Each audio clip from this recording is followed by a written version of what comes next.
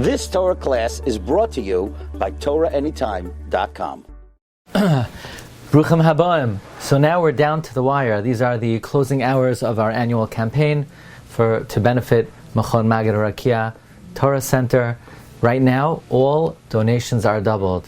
So please consider participating in the Harbatzas Torah of Machon Magid Rakia, where the Shiurim are disseminated very, very widely. Whatever you could do to be Mechazek Harbatzas HaTorah, Hashem should bless you 1,000 times over with bracha v'hatzlacha. Rashi in Perek Tes Zayin, Pasuk Zayin, Rashi is bothered by the following question: V'Korach shapikeachaya mara l'shtoseh. Korach was a smart man. Why did he get involved in such foolishness? Says Rashi, Einoi hatasai, his eye fooled him.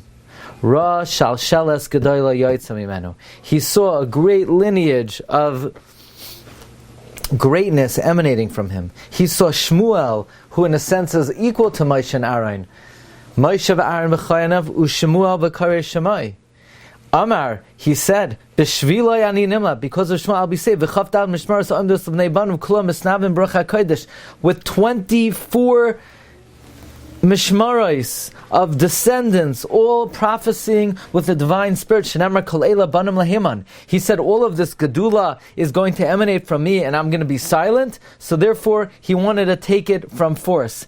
He heard from Moshe that everyone would be lost and one would be saved. Asher yivchar shemu hakadosh. So he thought he would be saved, but he didn't see correctly, because in fact it was his children who would do tshuva. So Rashi wants to know, why did Korach get involved in such foolishness? And the answer is, he was deceived by seeing into the future. So I was bothered today learning Chumash with Rashi. Rashi already asked that question. Rashi in the opening pasuk of Parshas Korach, Rashi says, Uma ra Korach lach like Moshe. Why did Korach argue with Moshe? So Rashi says, Niskani al Nisyusa shel Elitzaphan ben Uziel. He was jealous of the appointment of Elitzaphan as Nasi. That Moshe appointed him Nasi over the Bnei Kahas. Korach said, I don't understand. My father had 4 brothers. The Bnei Kahas were Amram, he's the Bechar. So his 2 sons took Gedula. One became the Melech, one became the Kohen Gadol. And who should be next in appointment? So Korach said, I should be, because Yitzhar is the 2nd son. But instead, it went to Elitzaphan ben Uziel, it went to the 4th son. That's not fair. That's not fair. Korach is bothered. It's not right that the Nesius went to the 4th son.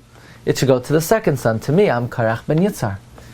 So, first of all, why did Rashi later in Perek Zayin ask, Ma v'Korach shapikeachaya, ma ra l'shtoseh? He already asked in the beginning of the Parsha, Ma ra Korach lach like Moshe.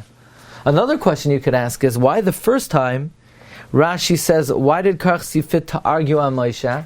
And the second time, Rashi calls him foolish, shtus. The first time Rashi didn't say it was shtus.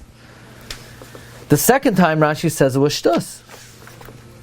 And it's interesting, because on the words in Pasuk Gimel, Umadua tisnasu al kahal Hashem, ki kol ha'eda kulam kedoshim umadua tisnasu, Rashi says, if you took Malchus, you should not have given your brother Kahuna.